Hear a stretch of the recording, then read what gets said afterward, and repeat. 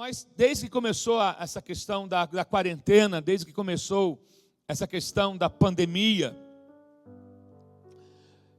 nós temos falado que a igreja orou tanto por um avivamento. E eu entendo que nós estamos recebendo essa resposta de um avivamento.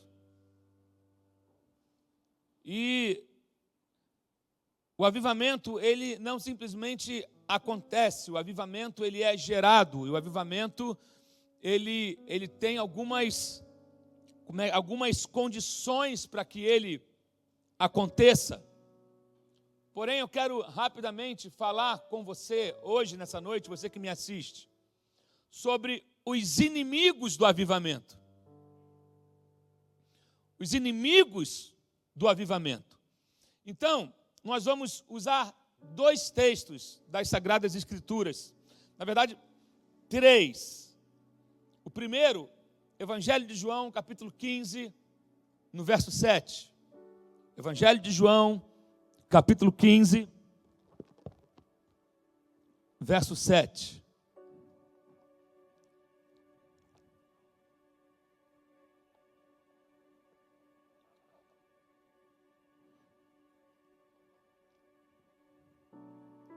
Que vai dizer o seguinte: se vocês, preste atenção como começa o versículo.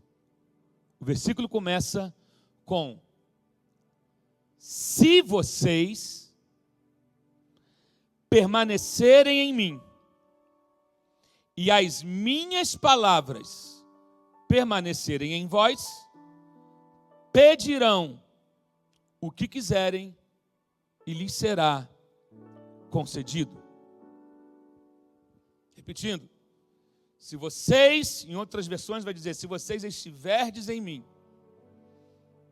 e as minhas palavras estiverem em vós, pedireis o que quiserdes, e vos será feito.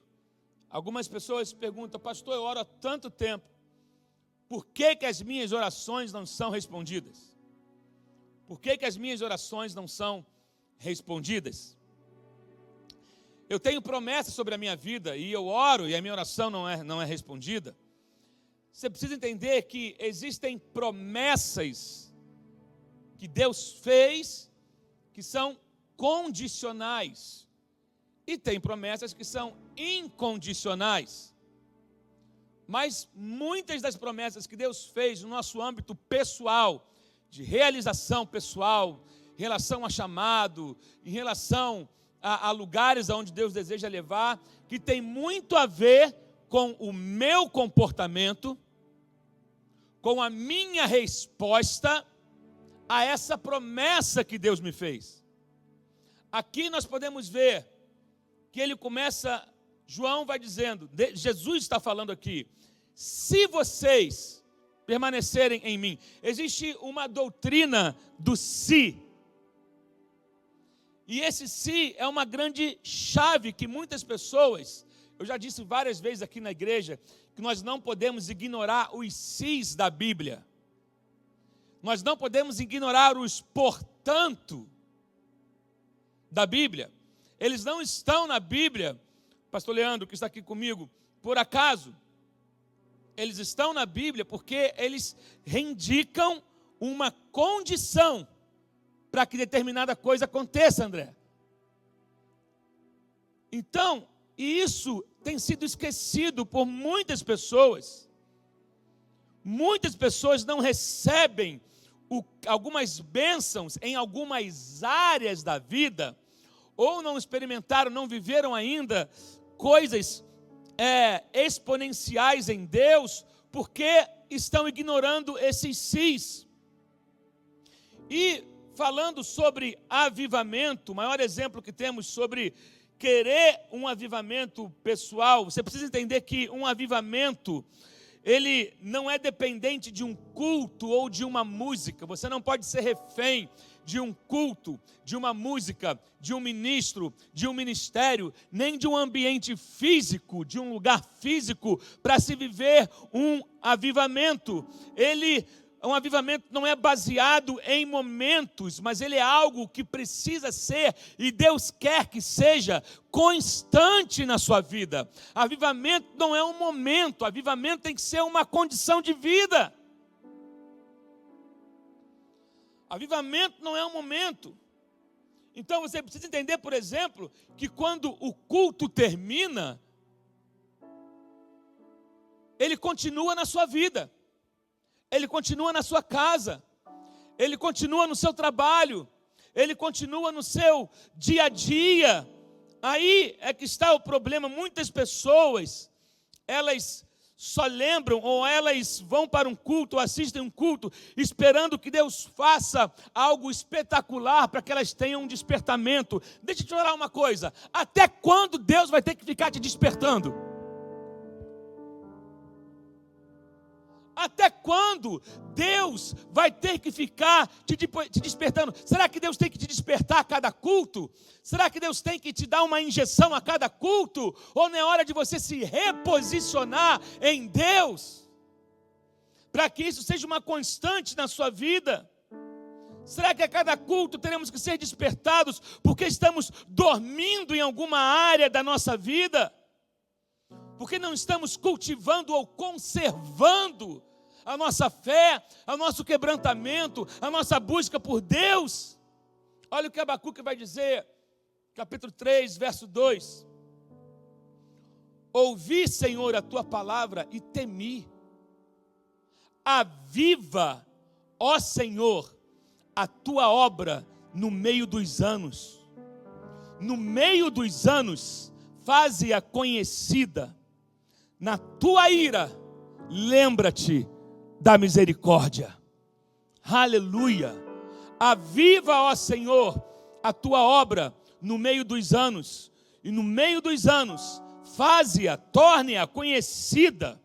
E na tua ira, lembra-te da tua misericórdia. Abacuque disse: ouvi a tua palavra e temi. Temer não tem a ver simplesmente com medo, queridos.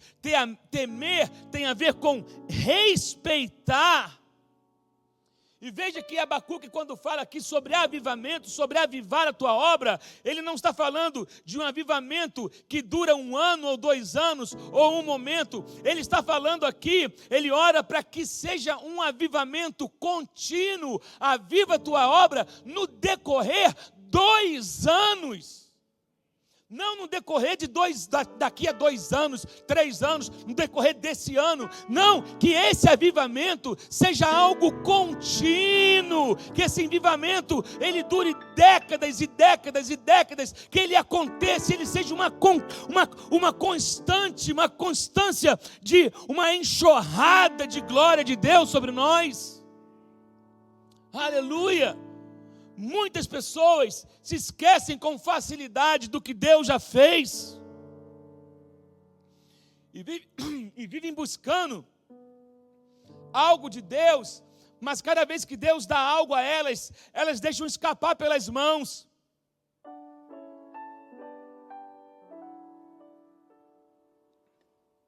Ou simplesmente vivem só de experiências.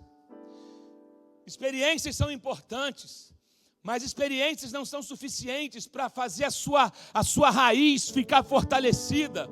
Aliás, eu quero dizer que domingo eu vou pregar uma mensagem sobre Joel capítulo 1, sobre o ciclo da perda da igreja.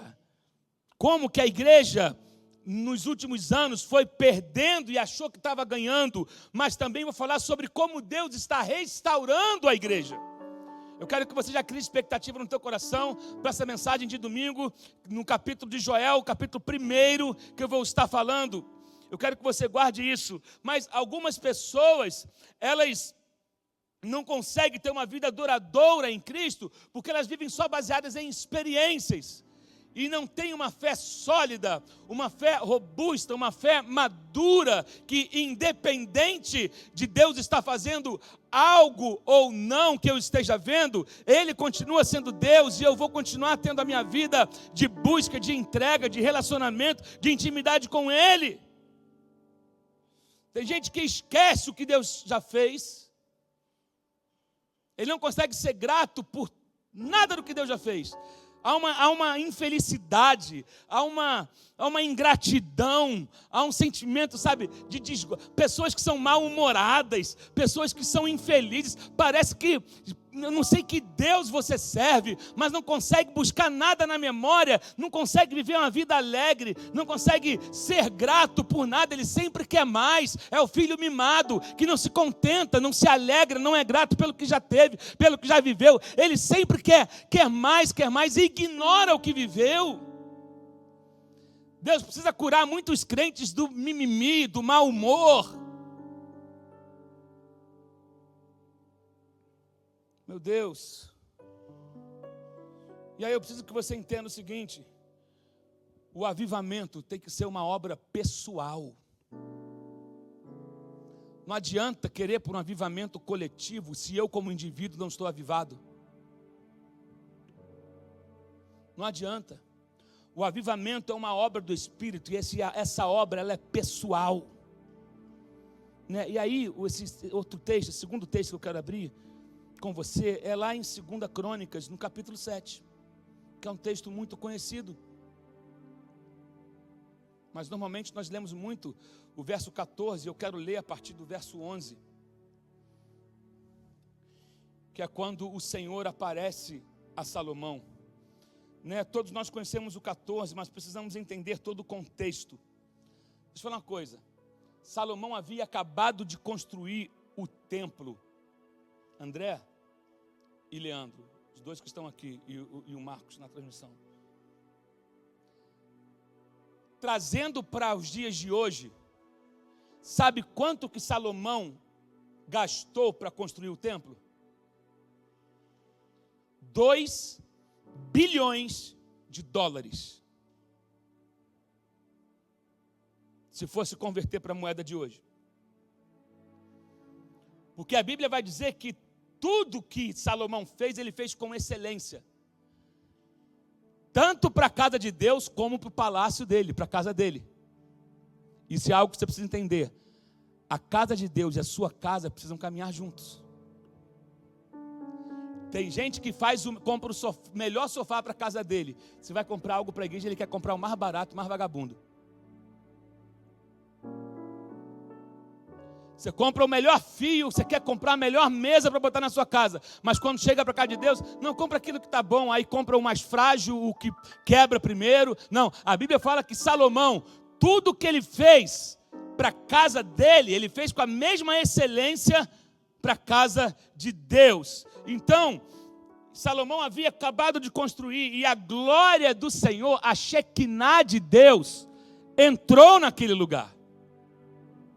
E aí, no verso 11, vai dizer: quando Salomão acabou de construir o templo do Senhor e o palácio real, executando bem tudo o que pretendia realizar no templo do Senhor e em seu próprio palácio, o Senhor lhe apareceu de noite e disse: ouvi sua oração e escolhi este lugar para mim como um templo para sacrifícios.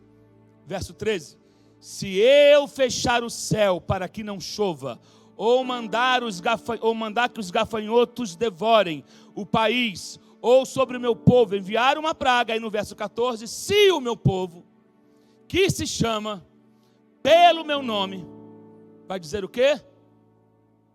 Se humilhar, olha aí, começa de novo o verso 14, se o meu povo, que se chama pelo meu nome, se humilhar e orar, buscar a minha face, e se afastar dos seus maus caminhos, dos céus o ouvirei, perdoarei o seu pecado e curarei a sua terra. Então, recapitulando, tudo que Salomão havia preparado para fazer na casa de Deus e na casa dele havia prosperado. Quando você valoriza a casa de Deus, quando você anda em parceria com Deus, tudo que é teu prospera e a casa de Deus prospera. Por isso a Bíblia vai dizer: governa bem a sua casa. Porque se você governa bem a sua casa, você governa bem a casa de Deus. Se você prioriza a casa de Deus, Deus não vai deixar a sua casa desamparada. Precisamos andar juntos, essas coisas precisam andar juntas. Então, nós buscamos de Deus às vezes, mas algumas respostas não vêm. Nós queremos algo contínuo, mas o problema é que nós ignoramos os sis e vamos vivendo uma vida de qualquer maneira.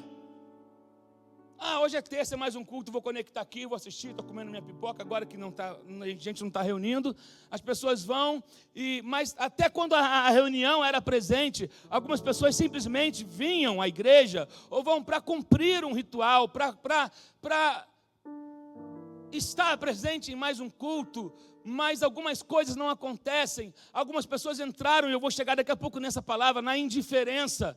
Se Deus fez, fez. Se falou, falou. Se não falou, falou. E assim eu vou levando a minha vida. De domingo em domingo, eu vou vivendo a minha vida de qualquer maneira. E agora é duro, é triste, para não dizer triste, lamentável, ver pessoas que já eram para estar muito longe, paradas no mesmo lugar. E aí eu digo, talento não é tudo. Conheço pessoas talentosas que não rompem. Vocês conhecem? Conheço pessoas que têm dons maravilhosos. Gente que tinha tudo para romper, tudo para crescer, mas está há 10 anos no mesmo lugar, reclamando das mesmas coisas, falando das mesmas coisas, chorando as mesmas pitangas. Não cresce.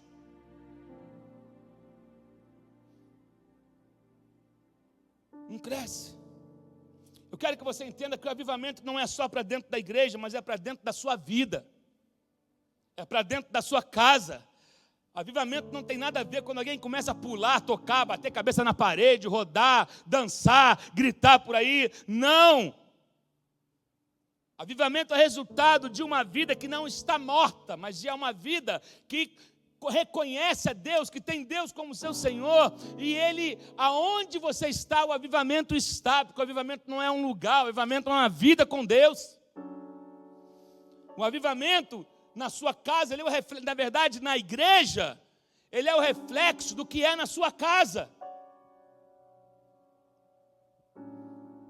Quando você se reúne com o corpo de Cristo, você nada mais faz do que o que já acontece na sua casa. Então você simplesmente é uma extensão. E essa via tem que ser de mão dupla. Da mesma maneira que eu vivo uma vida na igreja, eu me entrego na igreja, na minha casa não é diferente. Meu Deus. Sabe, o problema é que tem isso. Quantos de vocês, talvez, que estão nos assistindo agora, estão assim, buscando uma resposta, mas vivendo uma vida que não condiz com aquilo que você está pedindo? Você quer uma resposta, mas você não vive de acordo com aquilo que Deus te pede. Você não vive de acordo com princípios que Deus estabeleceu para a tua vida. Quantos estão assim? Veja bem, Deus está falando com Salomão aqui, e ele fez tudo com excelência para a casa do Senhor, como fez para a casa dele. A sua casa e a casa de Deus precisam andar alinhadas. Avivamento na sua casa e avivamento na casa de Deus. Avivamento no seu trabalho. Avivamento no meio, quando você sai para dar uma caminhada. Avivamento quando você chega no seu escritório. Avivamento quando você encontra com um vizinho seu. O avivamento é algo que domina a sua vida. Deus não quer apagar o avivamento na sua vida, mas Ele quer que isso ande com você e que isso não seja apenas um momento na sua vida. Deus quer que essa unção esteja sobre a sua casa, sobre a sua família. Coisas que você precisa entender, que se você está em aliança com Ele, a sua casa é a casa dEle. Se você está em aliança com Deus, a sua casa é a casa dEle. E é através daquilo que Ele vai fazer na sua vida que outros virão e saberão que Ele é Deus. Deus sobre você, Deus sobre a sua casa, Deus sobre os seus negócios, Deus sobre o seu emprego, Deus sobre os seus relacionamentos. Ele é Deus sobre tudo e sobre todos. Nós temos que trazer o avivamento e não esperar o avivamento. Provocar o avivamento. Eu não tenho que ser aceso na igreja. Eu tenho que vir aceso para ela. Ei, não espere alguém te acender. O poder dos poderes, o Espírito Santo que habita em você, ele está preparado para acender uma chama nova na tua vida, mas você está ignorando os sis. Se você estiver em mim, a minha palavra estiver em você, pede o que você quer. A questão é, a palavra de Deus está em você? Você está nele? A palavra dele está em você?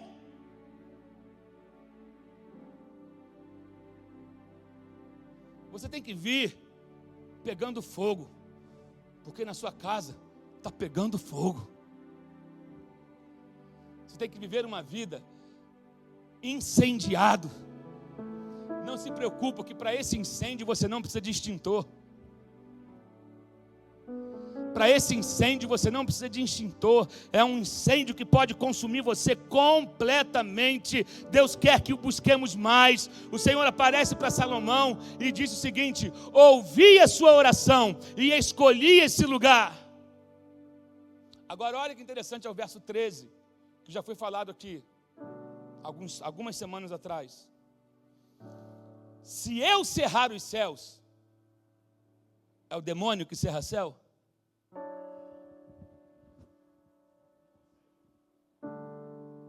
Ele é o Criador de todas as coisas. Se eu cerrar os céus, Deus não está falando do demônio aqui, Deus está falando dele. Se eu cerrar os céus, muitas das vezes nós dizemos que tudo é o diabo. Mas eu quero que você entenda uma coisa: o diabo se aproveita da nossa negligência. Uau!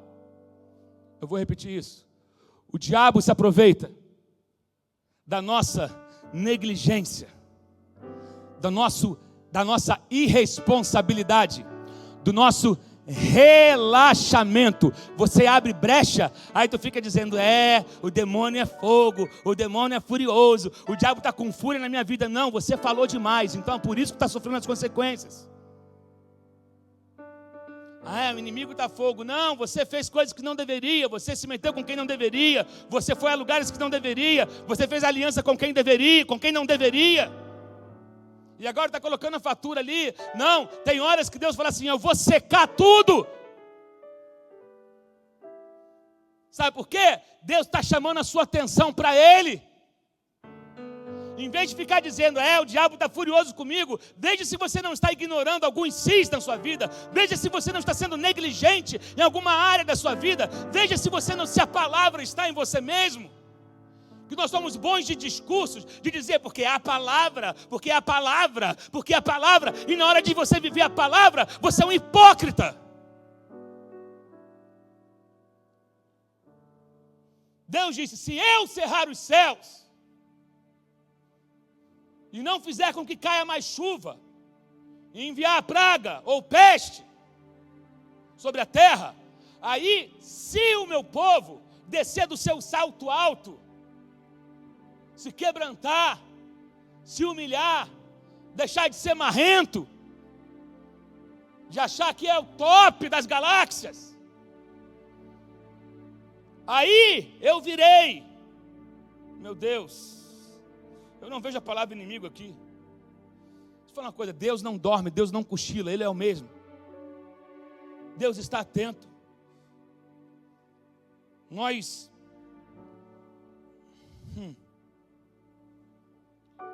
Na verdade, nós não vivemos o que pedimos, ou não temos o avivamento que esperamos, e a culpa não é do diabo. Não estou aqui, querido, o diabo ele se aproveita, como eu volto a falar, ele se aproveita, ele interfere a partir da brecha que eu dou, e da minha negligência, e da minha irresponsabilidade espiritual. Por isso que muitos de nós pedimos coisas e não vivemos. Deus está falando, sabe? Quando é que Deus cerraria o céu, fecharia o céu? Quando o povo quebrasse a aliança. Deus não quebra aliança. Deus de pactos. Adoro essa música do Marcos Witt. Deus não quebra aliança, mas nós quebramos a aliança.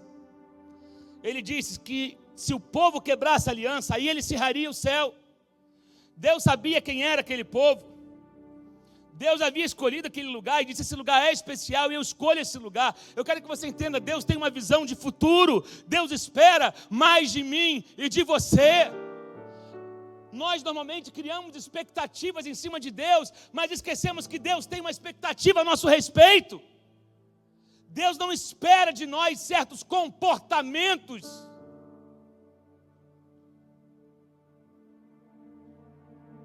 Deus sabe de todas as coisas, mas Ele continua acreditando que você pode vencer a tua língua, que você pode vencer a tua frieza, que você pode vencer essa tentação de cair na carne. Ele continua acreditando. Deus espera mais de mim e de você. O problema é que nós muitas vezes andamos pelas nossas motivações. Hoje eu estou animado, hoje vai ser demais. Hoje está desanimado, está fogoso. Você, querido, todos nós oscilamos. Mas nós precisamos colocar os nossos olhos em Cristo, em Deus, naquele que não há variação, aquele que não oscila, aquele que não muda. Fé não é motivação. Fé não é motivação nem pensamento positivo. Fé é certeza, ainda que não esteja sentindo nada. Eu sei que meu Redentor vive. Eu sei que Ele me guardará no dia mau. Eu sei que Ele vai se levantar na minha causa. Ganhando ou perdendo, eu louvo a Ele. O meu louvor será para Ele. Confessa isso com os teus lábios. Quando vier a vontade de reclamar, a vontade de murmurar, solta um glória a Deus. Começa a falar, muda o ambiente da tua casa, muda a atmosfera. De repente Deus vem. De repente uma coisa acontece. De repente Ele se manifesta. Eu estava só na introdução da mensagem até agora. Eu quero citar rapidamente 7 inimigos do avivamento. Eu quero que você entenda isso. Todo avivamento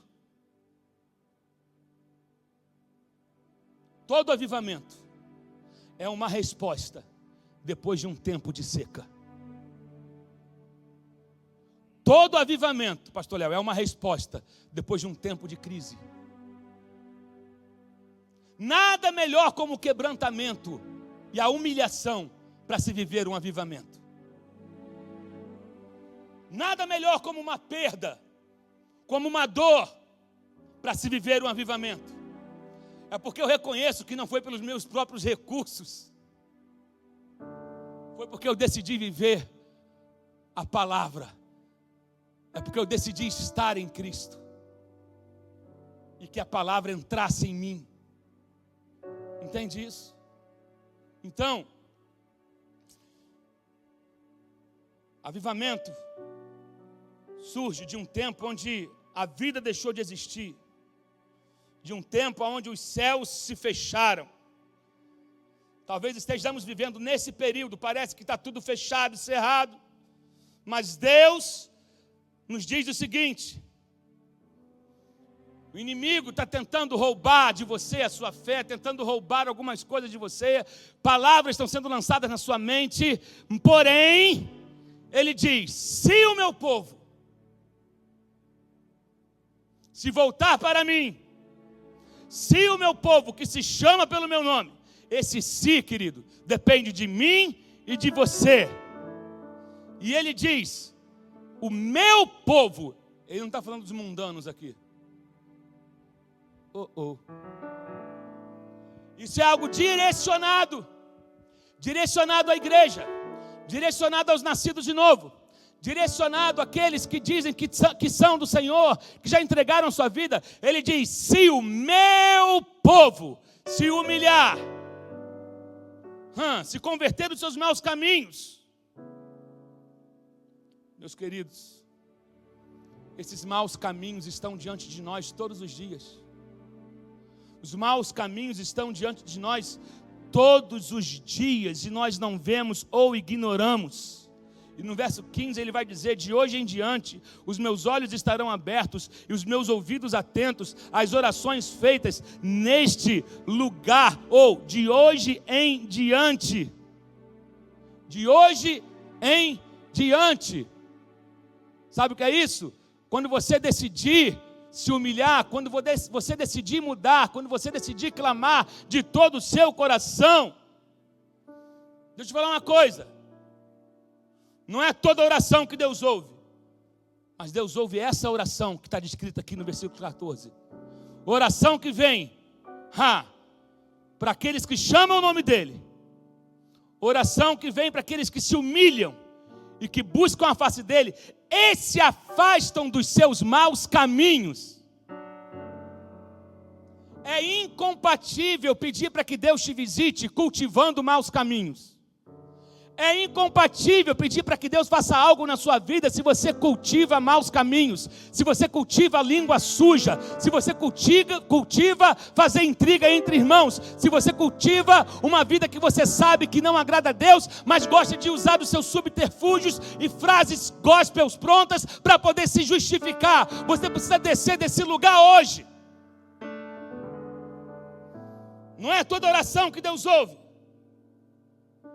Agora, não é o ser humilhado, mas é uma postura humilde que Deus exige de nós.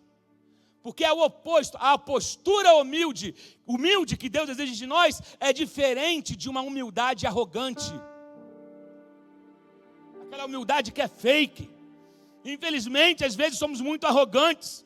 Competimos uns com os outros. Tem gente que disputa para ver quem é mais humilde do que o outro. Deus não ouve a oração do arrogante. Antes de orar, veja se há arrogância no seu coração. Antes de jogar a culpa no diabo, veja o seu coração.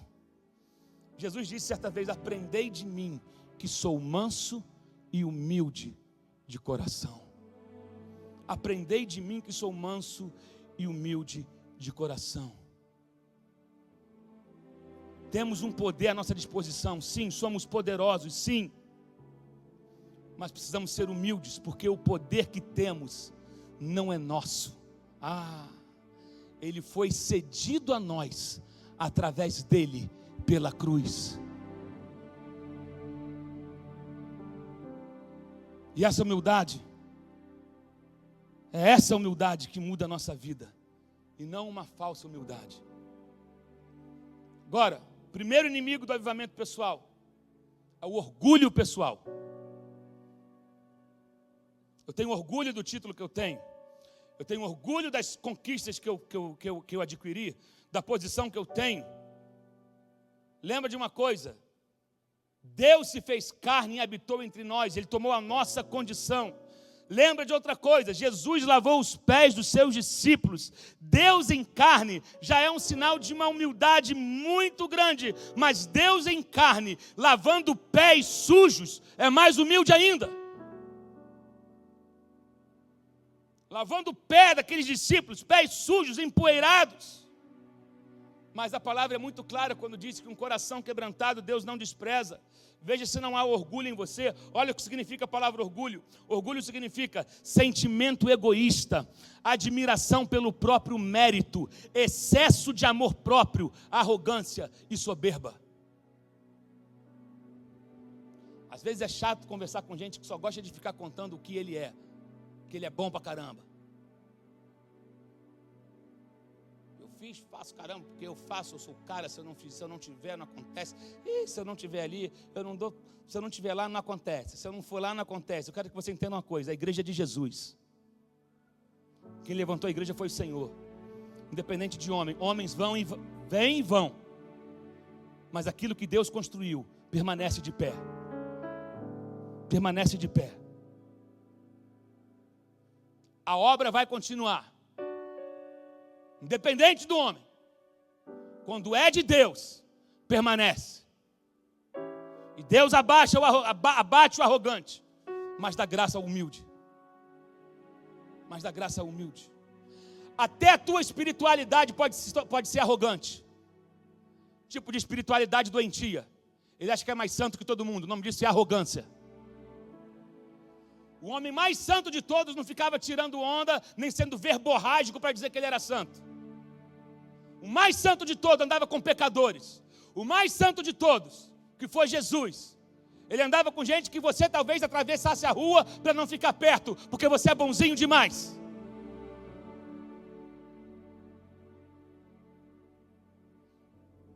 Espiritualidade arrogante é uma espiritualidade desprezível. Segunda coisa, segundo inimigo do avivamento, indiferença. Não há avivamento sem oração. Que tipo de oração você tem feito? Sua oração precisa estar de acordo com a palavra. A oração não pode estar em desacordo com a palavra.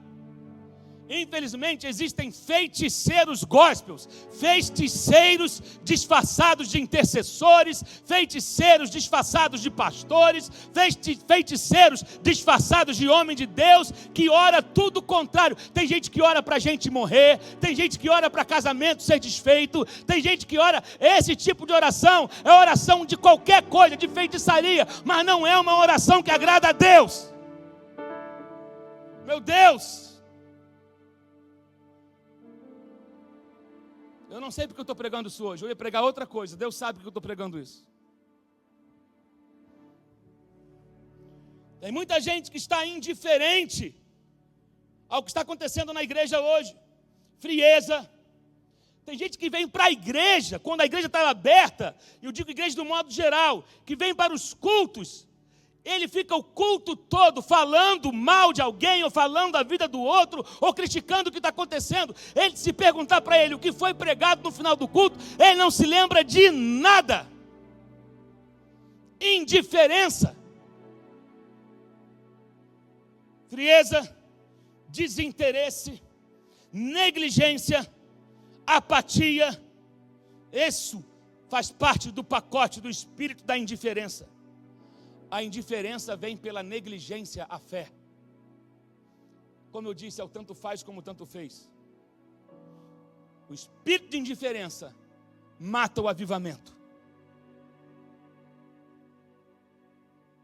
Tem muito crente formal hoje. Se Deus fizer, fez. Se não fizer, não vou buscar não, vou orar mais por isso. Estou lá na minha igreja, fico lá, sento lá. Beleza, o pastor tem uma palavra legal, louvor é maneiro, mas não sente mais nada, não se quebranta, olho seco, Bíblia fechada, coração endurecido, não se importa com ninguém, não se envolve com nada. Indiferença. O maior pecado, eu já falei isso, que podemos cometer uns contra os outros, é o pecado da indiferença. Um dia, inclusive, usaram isso contra mim. Numa situação que não era verdade.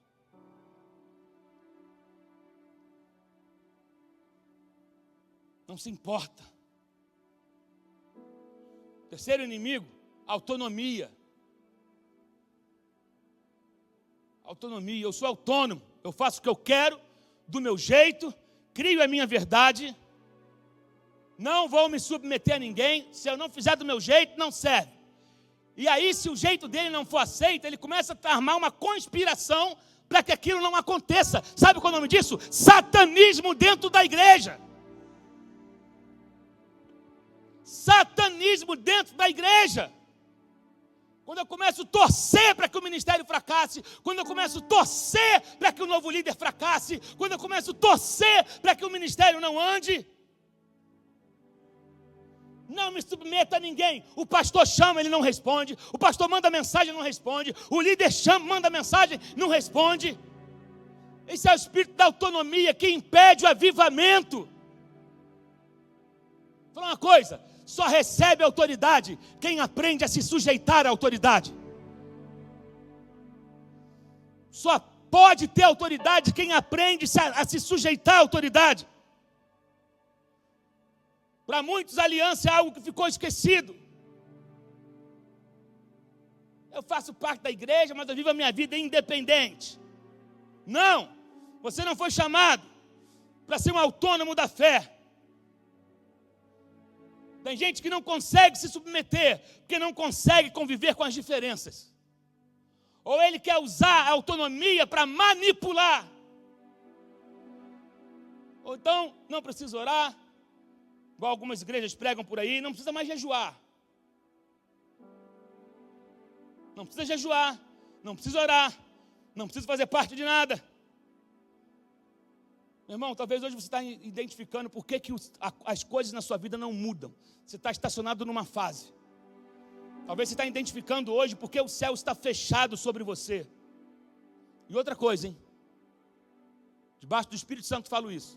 Se você está sendo repreendido, ou confrontado, ou corrigido hoje, é porque Deus te ama muito. É sinal que Deus te ama. Porque Deus só repreende aquele que Ele ama. Não é tempo de você se tornar um independente da fé. Lembre-se, aquele que morreu com Cristo na cruz, não é mais do jeito dele. Oh Jesus. Autonomia é quando você se move sem respeito a ninguém, faz tudo do seu jeito. Eu quero te convidar nessa noite, deixa Deus fazer. Quarta coisa, egocentrismo. Tudo sobre mim, tudo para mim, tudo que diz a meu respeito. O egocentrismo é quando o meu eu está no centro. Deixa eu te falar uma coisa, nós não temos que ser egocêntricos, mas sim cristocêntricos. Cristo é o centro, é tudo sobre Ele, é a respeito dEle, é o nome dEle, Ele é o centro de tudo, Ele é o centro da nossa alegria, Ele é o centro da nossa casa. Porque minha oração não é respondida? Porque o orgulho roubou, porque a indiferença impediu, porque a falta de oração impediu, porque a autonomia impediu, porque o egocentrismo impediu. Precisamos deixar a máscara cair de verdade. Deus nos deu tudo, mas estamos perdendo porque Jesus deixou de ser o centro. Deixa eu te falar uma coisa, as coisas não giram em torno de você. Não é sobre você, é sobre Ele. Aqui não é um centro de lugar de adoração de egos. A igreja foi chamada para adorar ao Senhor. O centro é Ele. Talvez o céu esteja fechado na sua vida por conta desses ladrões. Quinto ladrão, passividade. Passivo é aquele que aceita tudo, recebe tudo, aceita qualquer coisa. Ele é incapaz de se mover por fé. Toda notícia ruim ele aceita, ele deixa qualquer um botar a mão na cabeça dele. Um vem e fala, Deus vai mudar a sua casa. O outro vem e fala, desiste desse casamento. Ele fica assim, Deus falou, Deus mandou, eu acho melhor você. Sabe o cara que não tem personalidade, ele aceita tudo. Quem conhece a Deus, ele sabe qual é a palavra que está sobre ele. Se você permanecer em mim, e a minha palavra permanecer em vós, para de ficar andando baseado na fé do outro. Desenvolva a sua fé. O passivo não sabe quem Deus é. E não conhece a Deus. Gálatas vai dizer, fui crucificado com Cristo, 2:20, assim não sou eu quem vivo, mas Cristo vive em mim. A vida que agora vivo no corpo, vivo-a pela fé no Filho de Deus, que me amou e se entregou por mim. Vivo pela fé. É você e Deus. Parte para cima. Esse é o tempo da estação que eu tenho falado já há algum tempo. É a estação de uma fé violenta, de uma fé que age, de uma fé que se move, de uma fé que anda, que te empurra, que te faz fazer alguma coisa. É tempo de mudança de postura. Tudo que você diz que é o inimigo, talvez se resume numa palavra: é a sua irresponsabilidade. Precisamos mudar nossa postura. A palavra vai dizer em Provérbios 22:3: o prudente percebe o perigo e busca refúgio. O inexperiente segue adiante e sofre as consequências. Forte. Identifique na sua vida, querido, porque Deus parou o mundo porque nós estávamos sendo roubados. Deus não quer que nós sejamos mais roubados. Ele quer derramar algo sobre nós que nós nunca experimentamos antes. Mas do jeito que está, não pode continuar. Sexto inimigo, sexto ladrão do avivamento: maledicência. 1 Pedro 2:1 vai dizer, é a Bíblia, olha só, meu irmão, Bíblia, não é o pastor Emerson que está falando, eu estou só comunicando o que está na palavra. 1 Pedro, Novo Testamento, 2:1. Portanto, livrem-se de toda maldade e de todo engano, hipocrisia, inveja e toda espécie de maledicência. Agora Colossenses 3:8 também diz: mas agora abandonem todas estas coisas: ira, indignação, maldade, maledicência e linguagem indecente no falar.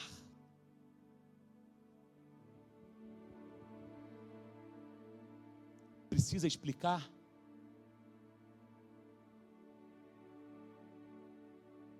Precisa explicar? Eu só vou ler de novo Colossenses 3:8. Mas agora, isso é, não é amanhã, não é quando a quarentena acabar, não é quando a pandemia passar, mas agora. Porque quando passar você tem que ser melhor. Nesse processo você tem que ser transformado. Mas agora abandonem todas estas coisas: ira. Tem gente que é uma horta de ira, uma plantação de ira. Sabe, a Bíblia fala de pessoas iracundas. Vive irado. Vive irado.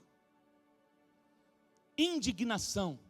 Você tem um senso de autojustiça, de justiça tão... Você quer ser às vezes mais justo do que Deus. E aí você fica indignado. Cuidado que a indignação pode levar você a perder a cabeça. A indignação pode tornar de você uma pessoa intragável, uma pessoa insuportável, porque não vai haver mundo que te comporte, porque você vive indignado com tudo. Fica indignado com o pecado, fica indignado com as novelas imorais, os programas indecentes que você assiste. Maldade, tem gente que gosta de fazer o mal, ele foi prejudicado, ele fala: não, vou sossegar enquanto fulano não pagar o que fez comigo. A vingança pertence ao Senhor. Bíblia. Maledicência. Sabe o que significa a palavra maledicência? Efeito ou ato de falar mal. Eu já disse, tem pessoas que são profissionais em falar mal um dos outros. Profissionais em falar mal, em espalhar má notícia, fofocar da vida dos outros. A Bíblia chama a boca do fofoqueiro como uma fossa. Compara a boca do fofoqueiro a uma fossa. Você que gosta de fofoca, a tua boca é uma fossa. Está cheio e você sabe de quê na sua boca? A pessoa que tem má língua, fala mal de todo mundo, expõe o seu irmão. E a Bíblia fala que aquele que fala mal do seu irmão é assassino. É assassino. A Bíblia fala que Caleb andou 40 dias com homens falando mal, quando foram espiar a terra. Josué e Caleb eram 12 espias, 10 falando mal, 10 murmurando, 10 reclamando, mas Caleb e Josué permaneceram firmes, calados. Caleb não deixou aquilo entrar nele. Querido, tem lugares que você não pode evitar. Tem pessoas que você não pode evitar, mas você pode evitar com aquilo que elas estão falando, entre em você. Nós vivemos em sociedade e sempre vamos encarar rodinhas de maledicentes. Pessoas que gostam de jogar piadinha ao vento. Sempre existiu, sempre vai acontecer. Agora, eu posso impedir com que essas coisas entrem na minha vida.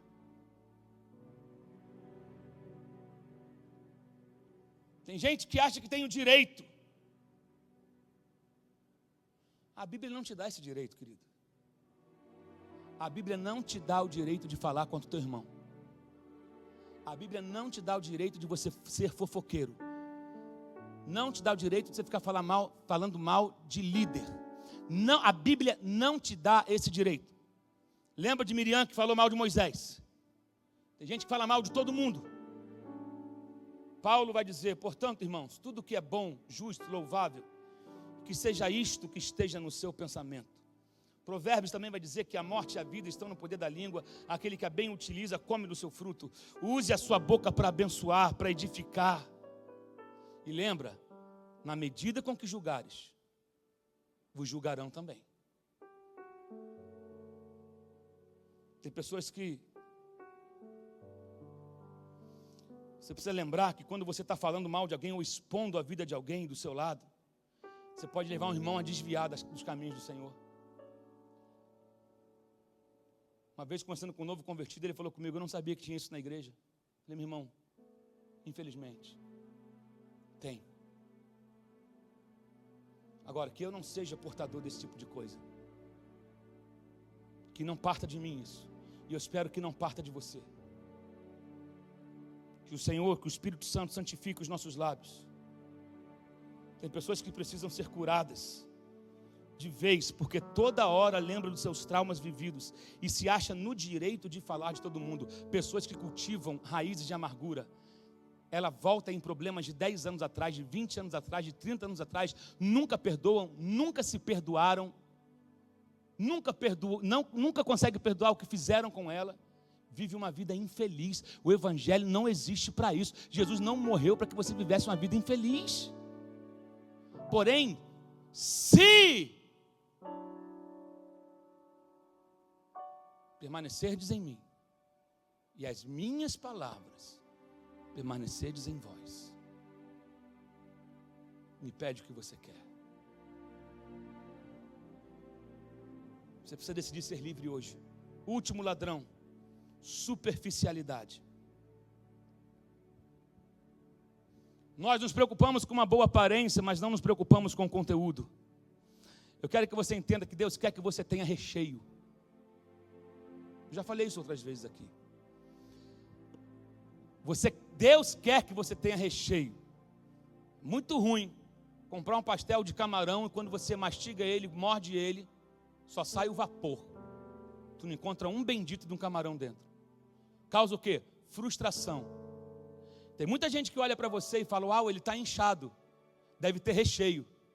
Quando chega perto, se decepciona. Porque você pode ter fama, mas não tem conteúdo. Oh, meu Deus. Sabe, Deus quer que você tenha recheio e você não pode ficar refém da sua disposição. Vou para a igreja hoje que eu estou com disposição. Hoje estou indisposto. Toma vergonha. Se eu estiver com vontade, eu oro. Se eu estiver com vontade, eu leio a Bíblia.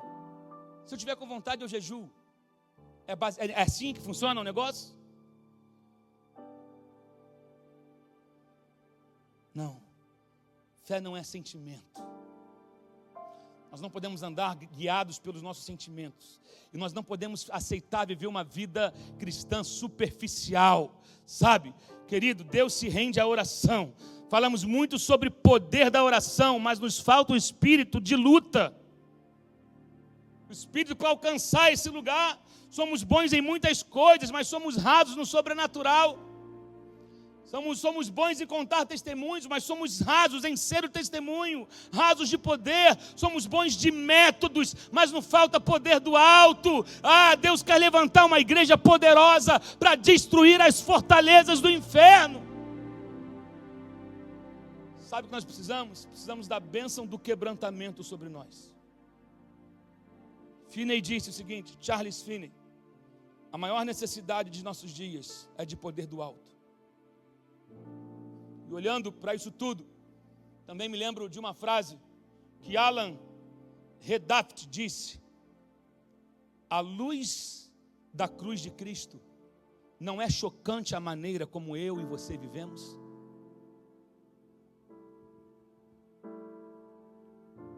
Ei, pense comigo. A luz da cruz de Cristo, eu vou agora abrir um parênteses aqui, a luz da palavra de Deus não é chocante para pior, chocante de uau, a maneira como eu e você vivemos? Reflita sobre isso. J. Bryce diz: parece que a igreja parou em algum lugar entre a cruz e o Pentecoste. Mas hoje é o dia de nós darmos um basta nisso. Não seremos mais roubados.